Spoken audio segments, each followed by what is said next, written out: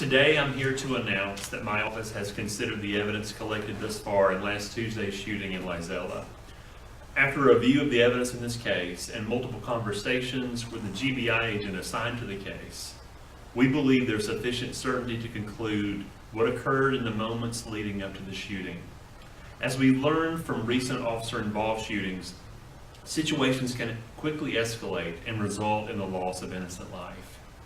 In this case, it's clear that the officers acted in self-defense and that the shooting was justified. To summarize the facts we considered, on Tuesday, December 11, 2018, 4 members of the U.S. Marshals Southeast Regional Fugitive Task Force went to a house on Fulton Mill Road to serve an arrest warrant on Robert Baxton Williams. The task force is made up of officers from a number of area law enforcement agencies. The team involved in Tuesday's warrant service included officers from the Georgia Department of Community Supervision, Bibb County Sheriff's Office, Jones County Sheriff's Office, and a deputy U.S. Marshal. When officers arrived at the house, they saw a man and a woman on a covered porch. The two then fled inside. One of the task force members knocked on the door announcing that he was law enforcement. When there was no response, the task force breached the door and yelled for Mr. Williams to surrender. Mr. Williams was taken into custody without incident.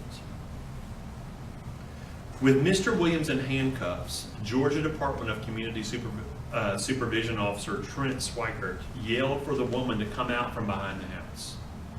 After multiple verbal commands, the woman emerged with her hands in her jacket pockets. She initially refused demands to take her hands out of her pockets, but later complied. Jones County Deputy Gary Nelson recognized her as Casey D. Gay and called her by name. She denied being Miss Gay and gave a false name to officers. Deputy Nelson knew that there was a warrant or warrants out for Miss Gay's arrest and reached for her arm. Miss Gay quickly put her hands back into her jacket pockets. Bibb County Deputy Bruce Jordan also grabbed Miss Gay. She resisted the officers. Deputy Jordan placed Miss Gay onto the kitchen floor face down, but her hands were tucked underneath her.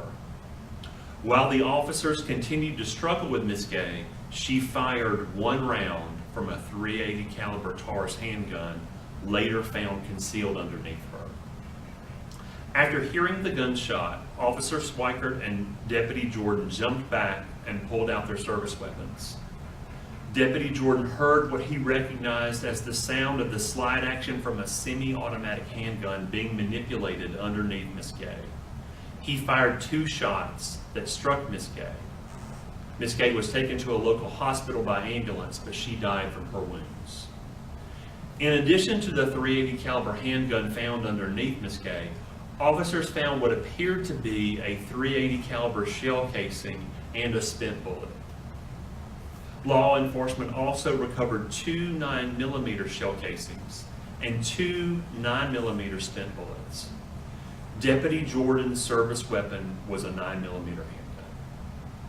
At the hospital, personnel found a live round of ammunition in the folds of Miss Gay's clothing. It appears as though the round fell from Miss Gay's gun as she racked the slide, likely in an effort to clear an apparent jam after she fired her only shot. While any loss of life is tragic, I'm grateful that the lives of these officers were spared. Officers put their lives on the line daily to keep our community safe. In this case, it's clear that these officers feared for their lives and acted in self-defense as is allowed by law. While much of the case is complete, the GBI investigation into the shooting is ongoing. Once it's completed, my office will again conduct a thorough examination of the evidence. And it's important to note that Mr. Williams is presumed innocent unless and until he is proven guilty in a court of law.